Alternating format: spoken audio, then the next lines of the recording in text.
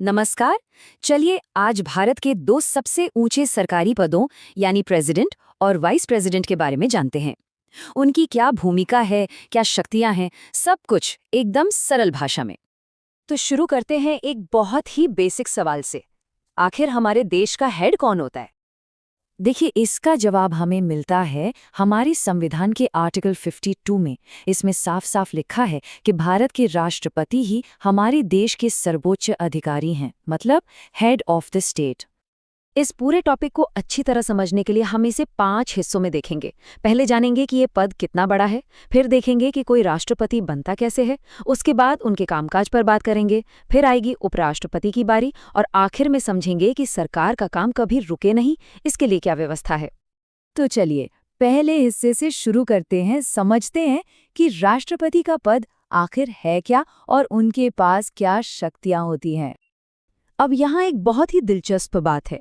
Article 53 कहता है कि केंद्र सरकार की सारी एग्जीक्यूटिव पावर राष्ट्रपति के पास है, मतलब सरकार के सारे काम उन्हीं के नाम पर होते हैं। लेकिन असली पावर यानी असली फैसले लेने का काम प्रधानमंत्री और उनकी कैबिनेट करती है। तो राष्ट्रपति हो गए नॉमिनल हेड और प्रधानमंत्री हो गए रियल एग्जीक्यूटिव।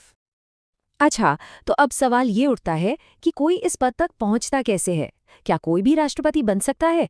चलिए इस सफर को समझते हैं। राष्ट्रपति बनने के इस पूरे प्रोसेस को हम 3 मेन स्टेप्स में देख सकते हैं। पहले तो कुछ शर्तें पूरी करनी होती हैं, फिर चुनाव जीतना होता है और आखिर में शपथ लेनी होती है। तो सबसे पहले बात करते हैं शर्तों की। आर्टिकल 58 के मुताबिक 3 जरूरी शर्तें हैं। उम्मीदवार भारत का नागरिक हो, उम्र कम से कम 35 साल हो और वो लोकसभा का सदस्य बनने की योग्यता रखता हो।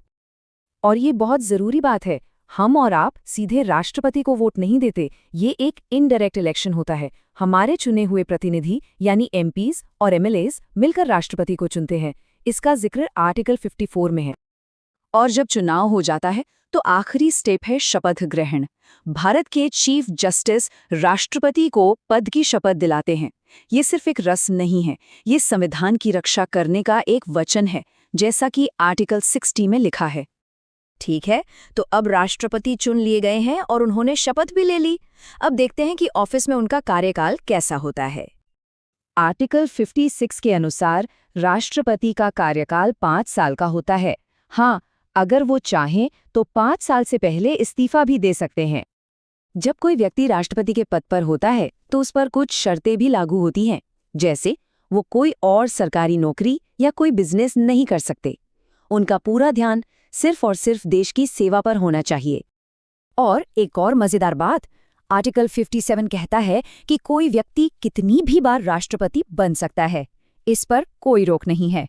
अगर उन्हें दोबारा चुन लिया जाता है तो वो अपना दूसरा, तीसरा कार्यकाल भी पूरा कर सकते हैं। अच्छा, अब तक हमने राष्ट्रपति के बारे में बात की, लेकिन वो अकेले काम नहीं करते। चलिए अब समझते हैं वाइस प्रेसिडेंट यानी उपराष्ट्रपति की भूमिका को।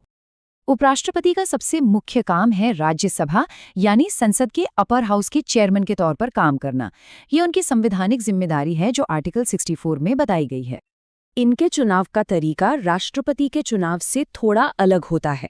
याद है, राष्ट्रपति के चुनाव में एमपीज और एमएलएज दोनों वोट करते हैं, लेकिन उपराष्ट्रपति के चुनाव में सिर्फ और सिर्फ संसद के सदस्य यानी एमपीज ही वोट करते हैं।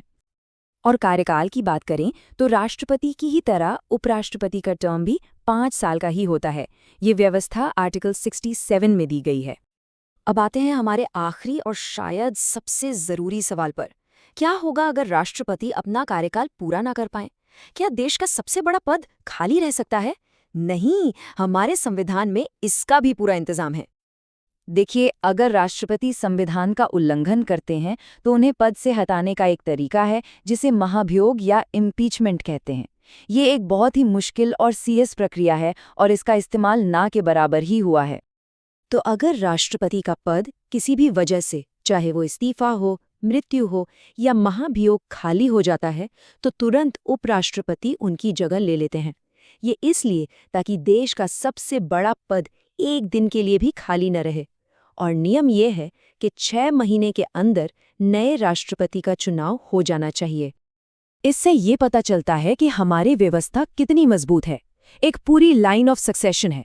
मतलब पहले राष्ट्रपति, अगर वो नहीं है तो उपराष्ट्रपति, और अगर वो भी नहीं है तो संसद तय करती है कि कौन काम संभालेगा।